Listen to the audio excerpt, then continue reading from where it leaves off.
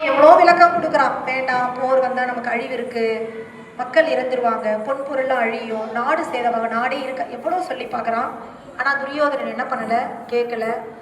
அவன் பேசுறத எல்லாமே நீ பாண்டவர்களுக்கு சாதகமாக பேசக்கூடியவன், நீ கௌரவர்களை பிரித்து பார்க்குறன்னு மட்டும்தான் துரியோதனன் புரிஞ்சுக்கிட்டான். அந்த கோபத்தின் உச்சமா துரியோதனன் என்ன பண்ணுறான், இவனை நல்லா சங்கிலி போட்டு இந்த கண்ணனை கட்டி போடுங்க, இவன் நமக்கு ஏற்ற ஆள் கிடையாது, நமக்கு ஒரு நாளையும் உதவியே பண்ண போறதில்லை, இவன் மாயக்காரன், இவன் இருந்தா பாண்டவர்களுக்கு தான் உதவி, நமக்கு ஒரு உதவியும் கிடையாது, இவனை கட்டி போட்டுருங்க அப்படின்னு சொல்றான் துரியோதனன். அங்க இருந்தவங்க எல்லாமே என்ன பண்றாங்க, பெரிய இரும்பு சங்கிலி கொண்டு அவனை கட்டுறாங்க. கண்ணன் கட்டுண்டானா? இல்லவே இல்லை. விஸ்வரூபம் எடுத்து அவர்கள் கட்ட முடியாத அளவிற்கான ரூபம் எடுத்து அந்த கட்டை உடைத்து வெளியே வருவான். இதை இரண்டையும் நாம பொருத்தி பார்க்கணும். யசோதை கட்டி போட்டது ஒரு உரல்ல, சின்ன கயிற்றுல. துரியோதனன் சொல்லி அங்க கட்டி போட்டது பெரிய சங்கிலி கொண்டு பெரிய பெரிய பலம் உள்ளவர்கள் கட்டி போட்டது. ஆனா கண்ணன் அந்த உரல்ல கட்டி போட்ட கட்டுக்கு கட்டுப்பட்டான். ஆனா துரியோதனுடைய சங்கிலி கொண்டு கட்டன அந்த கட்டுக்கு கட்டுண்டானா கண்ணன்? இல்லை, இல்லவே இல்லை. ஏன் அவன் கட்டுறவில்லை? தன்னுடைய விஸ்வரூபத்தை எடுத்து தான் யார் என்று காண்பித்ததை அவன் யசோதையிடம் ஏன் காண்பிக்கவில்லை? ஏனென்றால் இறைவனை அன்பின் வழியாக மட்டுமே நாம் கட்டி போட முடியும். ஒரு நாளும் ஆணவத்தின் வழியாக நாம் கட்டு போடவே முடியாது என்ற தாற்பயத்தை மட்டுமே இதிலிருந்து நாம் புரிந்து கொள்ள வேண்டும். இறை அருளை பெற ஒரு நாளும் நாம் அதிகாரத்தையோ ஆதகத்தையோ கொள்ளக்கூடாது. அன்பால் மட்டுமே இறைவனை நாம் சேர ஒரே வழி அன்பு மார்க்கமே, பக்தி மார்க்கமே அன்றி ஒரு நாளும் ஆணவத்தின் உச்சியில் இருந்து நாம் இறைவனை கட்டி போடவோ இறைவனுடைய அருளை பெறவோ நம்மால் ஒரு பொழுதும் முடியாது என்பதற்கான லீலையாகவே அது பார்க்கப்படுகிறது. கோபியரியினுடைய கயிறுக்கு கட்டுப்பட்ட கிருஷ்ணன் ஒரு பொழுதும் துரியோதனுடைய சங்கிலிக்கு கட்டுப்படவில்லை. இவ்வாறே அவன் மனித குலத்திற்கு சொல்லுவதும், இறை அருளை பெற நீ அன்புள்ளவனாக இருந்தாலே போதுமே அன்றி பெரிய பலசாலியாகவோ சுமை தூக்கி இறைவனுக்கு தேவையான தொண்டு நீ செய்யக்கூடியவனாகவோ இருக்க வேண்டும் என்ற அவசியம் இல்லை என்ற தாற்பயத்தை கூறவே இந்த உரலில் யசோதை கட்டி போட்டதற்கு கண்ணன் கட்டுப்பட்டானே அன்றி வேறு ஒன்றிற்கும் இல்லை. இவ்வுலகில் எத்தனையோ பெரிய விஷயங்கள் இருந்தாலும் அன்பு என்ற ஒரு விஷயத்தில் அத்துணையும் அடக்கம். வேற எந்த ஒன்றும் அத்துணைக்கும் அன்பு அடக்கம். ஆனா அன்புக்கு மற்றது எல்லாமே கீழே தான். ஒரு கதை கூட உண்டு. ஒரு மன்னர் என்ன சொல்றாரு, தன்னுடைய அமைச்சர்கள் எல்லாரையும் கூப்பிட்டு, இந்த உலகத்திலேயே எது ரொம்ப பெரியது அப்படின்னு நான் தெரிஞ்சுக்க விரும்புறேன், நீங்க எல்லாம் அமைச்சர்கள் தானே, அதை கண்டுபிடிச்சிட்டு வந்து எனக்கு சரியான விளக்கம் கொடுங்க அப்படின்னு சொல்லி ஒரு மன்னர் தன்னுடைய அமைச்சர்களுக்கு கட்டளை இடுறாரு. அமைச்சர்கள் இந்த உலகத்துல பெரிய விஷயம் என்னவா இருக்கும், பெரிய பொருள் என்னவா இருக்கும்னு தேடி போறாங்க. யாருக்கும் சரியான விடை அகப்படலை. அவங்க என்ன பண்றாங்க, அமைச்சர்கள் தன் ஊர் மக்களிடமும் சொல்லிடுறாங்க, நம்மால ஒன்றும் பண்ண முடியல, இந்த மன்னரை சமாளிக்க முடியல, நமக்கு வேற யாராவது உதவட்டும் அப்படின்னு என்ன பண்ணிடுறாங்க, ஊர் மக்கள் பொதுமக்கள் எல்லார்கிட்டையும் இந்த விஷயத்தை கொண்டு போறாங்க. இதுக்கான ஒரு நாள் குறிக்கப்படுது. மன்னர்கிட்ட அந்தக்கான விளக்கம் தர்றதுக்கான ஒரு நாள் குறிக்கப்படுது. அந்த நாளும் வருது. மன்னர் என்ன பண்றாரு, இந்த மாதிரி ஒரு மண்டபத்தை ஏற்படுத்தி அதுல யார் எது பெரிதுன்னு நினைக்கிறீங்களோ அதை எல்லாம் கொண்டு வந்து வைக்கணும், நான் கேட்கும்போது எனக்கு அது சரியான விளக்கத்தை நீங்க கொடுக்கணும்னு சொல்றாரு. மக்கள் அவங்களுடைய மனதிற்கு எட்டனவாறு எல்லாத்தையும் கொண்டு வந்து உலகத்துல எது பெருசு அப்படின்னு கொண்டு வந்து வைக்கிறாங்க. மன்னர் நடந்து வராரு. நடந்து வந்தோடனே ஒரு அழகான மயிலை ஒருத்தர் கொண்டு வந்து வச்சிருக்காரு. மன்னா, இந்த உலகத்திலே ரொம்ப பெரிய விஷயம் இந்த மயில் தான். இதோடைய அழகு எங்க இருக்க முடியும், வேற எங்கேயாவது இருக்க முடியுமா? இந்த மயிலை விட பெருசா என்ன இருந்துற போது அப்படிங்கிறாரு. அதுக்கு மன்னன் கேட்குறாரு, ஒருவனுக்கு கண் இல்லை. அப்படி என்றால் இந்த மயிரின் அழகை அவன் எப்படி உணருவான்? அப்போ கண்ணில்லாதவனுக்கு பெரிய விஷயம் புரியாதே அப்படின்னு சொல்லிடுறாரு. அடுத்து கொஞ்ச தூரம் போறாங்க. ஒரு அழகிய புல்லாங்குழல் இசை கேக்குது.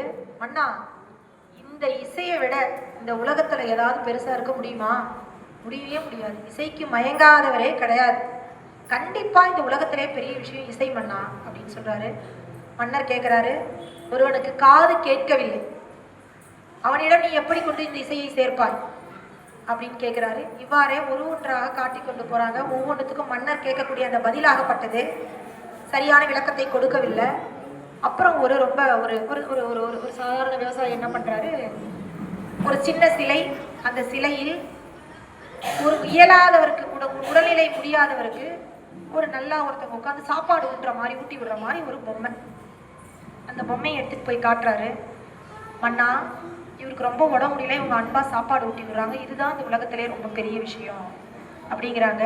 மன்னனுக்கு புரிஞ்சு போயிடுது, இந்த உலகத்திலேயே ரொம்ப பெரிய விஷயம் எது அப்படிங்கிறது காது கேட்காதவங்க, கண்ணு தெரியாதவங்க, உடல்நிலை முடியாதவங்க, பணக்காரன், ஏழை, படித்தவன், படிக்காதவன், எல்லாருக்குமே தேவையான ஒன்று, கண்டிப்பா வேண்டாம் என்று சொல்லாத ஒன்று உண்டெனில் அது அன்பு மட்டுமே.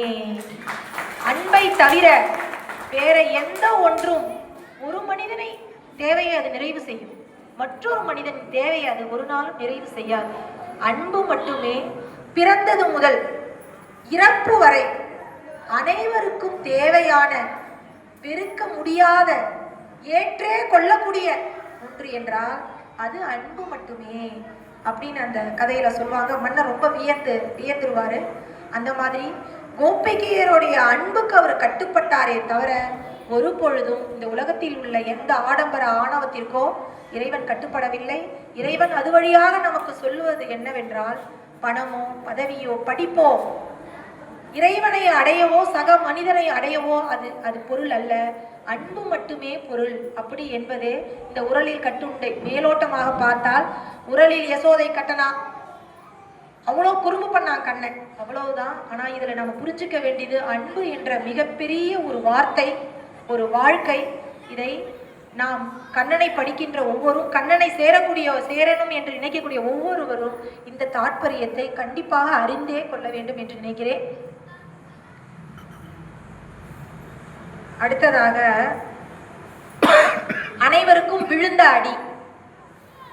நம்ம எல்லாருக்குமே தெரியும், கண்ணனுடைய லீலை என்பது அந்த கோபிகையரே ரொம்ப ஆச்சரியப்படுவாங்க. தெரியுண்டா, நீ ஒரு மாய கண்ணன்டா, உங்ககிட்ட என்னால முடியுமா, எனக்கு எவிடன்ஸ் இருந்தாவே யசோதை கிட்ட நீ போய் ஏமாத்திடுவ அப்படிங்கிற அளவுக்கு தான் வாழ்ந்த அந்த கோபிகையர் மத்தியில் மாயக்கண்ணன், பேரே மாயக்கண்ணன், மாயக்கண்ணன் பேர் வாங்கினவன் தான் கண்ணன். ஒரு முறை அந்த ஊர்ல ஆயர்களுடைய அந்த குணம் இருக்கு பார்த்தீங்களா. ஆயர்கள் நம்ம நினைக்கிறோம் மாடு மேய்க்கிறவங்க, ஆநீரைகளும் இருக்கிறவங்க, ஆடு மேய்க்க நினைக்கிறோம். அவங்களுடைய குணம் இருக்குல்ல, எவ்வளோ மேம்பட்ட குணம் தெரியுங்களா. அதாவது அந்த காலத்துல இந்த கோபிகைகள்லாம் மாடுக்கு தீவனம் வைப்பாங்க, புண்ணாக்குன்னு சொல்லுவாங்க இல்லையா, நம்ம ஊர்ல புண்ணாக்குன்னு சொல்லுவோம் இல்லைங்களா. அதை வைக்கும் போது ஏலக்காயை கலந்து வைப்பாங்களாம். நாம இப்ப பாயசத்துக்கே ஏலக்காய் நம்ம என்ன பண்றோம், 50 கிராம் வாங்கலாமா 25 கிராம் வாங்கலாமா யோசிப்போம், ஏன்னா அது விலை அதிகம். ரெண்டு விஷயத்தை நாம இதுல புரிஞ்சுக்கணும். இதை நம்ம இதை படிக்கும்போது நம்ம நாடு அப்ப எவ்வளவு செழிப்பா இருந்தது அப்படின்னு ஒண்ணு புரிஞ்சுக்கணும். மாடுக்கே ஏலக்காய் தராங்களே, அப்போ அவங்கள்ட்ட எவ்வளவு ஏலக்காய் இருந்திருக்கு, எவ்வளவு செழிப்பா இருந்திருக்காங்கன்னு புரிஞ்சுக்கணும். இப்படியும் புரிஞ்சுக்கணும், அவங்களாம் ரொம்ப நல்லவங்க, வாயில்லாத ஜீவனுக்கு கூட ஏலக்காய் கொடுக்கணும்னு நினைச்சிருக்காங்க. அவங்க ஆண்நிறைகளை தான் குடும்பத்திலிருந்து ஒதுக்கி வச்சு ஒரு கால்நடைகளா பார்க்கல, தான் குடும்பத்துல ஒரு ஆளாவே பாவதிச்சு அதுக்கு உணவு வச்சிருக்காங்க அப்படின்னு. நான் ரெண்டையுமே நாம இந்த இடத்துல புரிஞ்சுக்கணும். அப்படி என்ன பண்றாங்க, கோபிகைலாம் உணவு வைக்கும் போது பசுக்கு தன்னுடைய புண்ணாக்கோட சேர்த்து ஏலக்காயையும் கலந்து உணவு வைக்கிறது அவங்களுடைய வழக்கமா. அப்படி அந்த உணவை சாப்பிட்டு வளரக்கூடிய பசுக்கள் என்ன பண்ணுதான், பால் கறக்கும் போது அந்த பால் ஏலக்காய் மணத்தோடையே மணக்குதான். இதுல இன்னொன்னையும் நம்ம தெரிஞ்சுக்கணும். அதாவது ஒருவனுக்கு எப்பொழுதுமே திருட்டு புத்தியாவே இருந்திருக்கு. இவன் சின்ன வயசுல இருந்து எந்த திருடியும் பார்க்கல, இவன் குலம் நல்ல குலம் தான், இவன் ஏன் அப்படி இருந்திருக்கான்னு யோசிக்கிறாங்க. அவனுக்கு சமைக்க ஒரு சமையல்காரி வச்சிருந்திருக்காங்க அந்த வீட்டுக்கு. அந்த சமையல்காரியோடைய புத்தி எப்பவுமே திருடுற புத்தி, எதையாவது அந்த வீட்டுல எடுத்துட்டு போயிடணும். அந்த உணவை சாப்பிட்டுதான் அந்த பையன் சிறு வயதுல இருந்து வளர்ந்துருக்கான். அப்போ அவனுக்கும் அந்த திருட்டு புத்தி வந்திருக்கு. அதாவது உணவு சமைக்க கூடியவங்க என்ன மாதிரி உள்ளத்துல இருக்கணும் அப்படிங்கிறத வெளிக்காட்டும் விதமா அந்த கதை நமக்கு சொல்லப்படுது.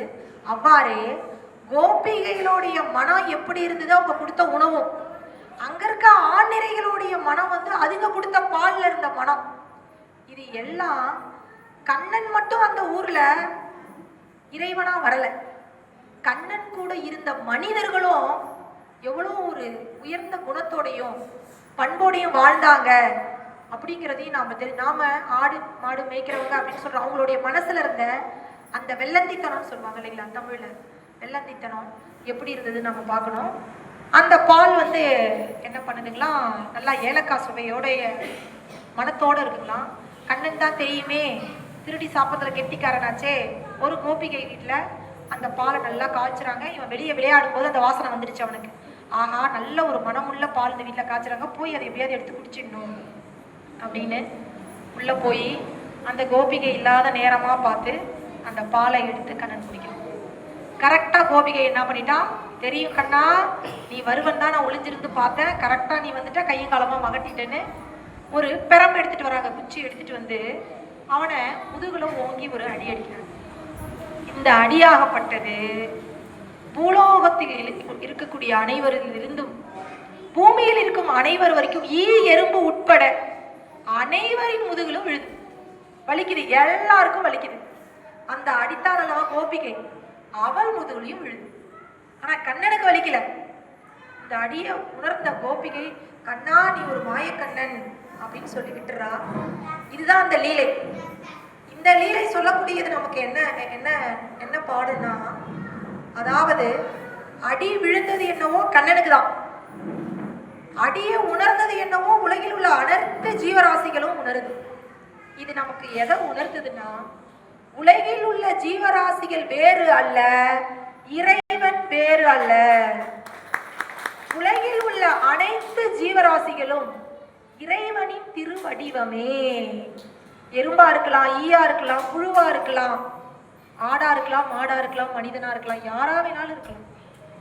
உருவம் மட்டுமே வேறு, பரம்பொருள் ஒன்று. இந்த பரம்பொருளினுடைய வடிவமாகவே இறைவன் அனைத்தையும் படைத்துள்ளான்.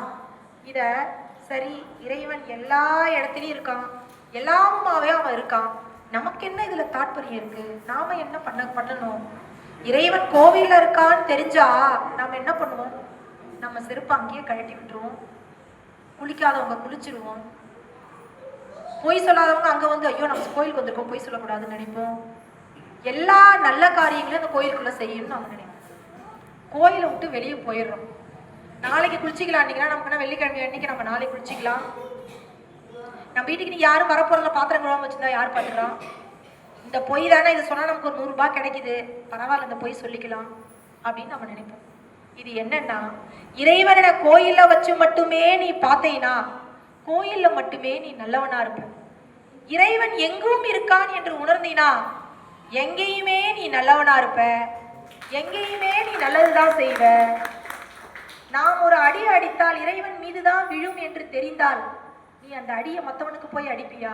மற்றவர்களுக்கு துன்பம் ஒரு பொழுதும் தரமாட்டாய்.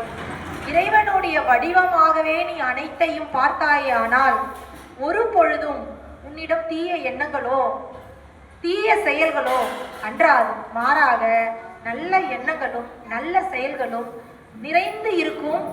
உன்னிடம் நிறையும் போது அனைவரிடத்திலும் நிறைந்திருக்கும், அனைவரிடத்திலும் நிறைந்திருக்கும் போது இந்த உலகம் இறைவனின் கோவிலாகவே காட்சியளிக்கும்.